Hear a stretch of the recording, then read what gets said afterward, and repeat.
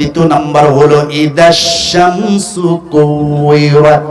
দ্বিতীয় নাম্বার হলো এই সূর্য আকাশ থেকে নিক্ষিপ্ত হবে মহাসাগরের ভিতরে, আগুন ধরে যাবে। জোরে জোরে কন্যা সুবহানাল্লাহ। ওয়া ইদান নুজুমু কাদারাত।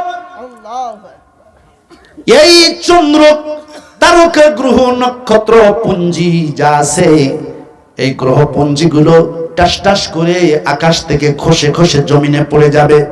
আল্লাহ পাক বলেন ৪ নাম্বার হলো ইদাল জিবালু সুয়িরাত। জোরে কোন আল্লাহু আকবার।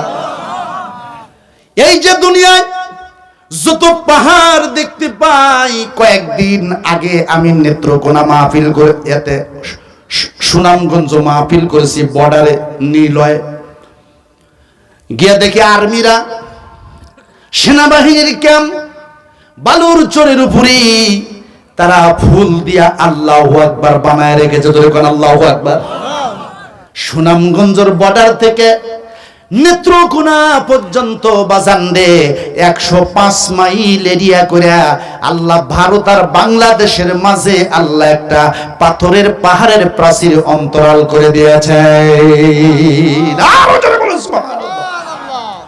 আল্লাহ পাক বলেন ওয়াল জিবালা আওতাদা।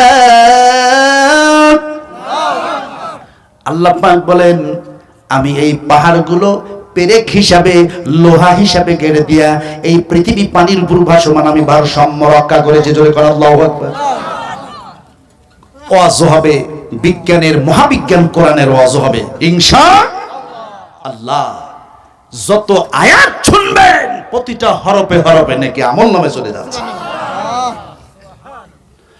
মুসলমান ভাইরা আমার, ৫ নম্বরে সৌদির সালমান প্রিন্স এই আল্লাহর বান্দা ৩০০ তলা টাওয়ার নির্মাণ কার্য শুরু করে দিয়েছে। পৃথিবীর সবচাইতে বড় টাওয়ার হবে সৌদি আরবে, ৩০০ তলা বিশিষ্ট টাওয়ার। আল্লাহ পাক বলেন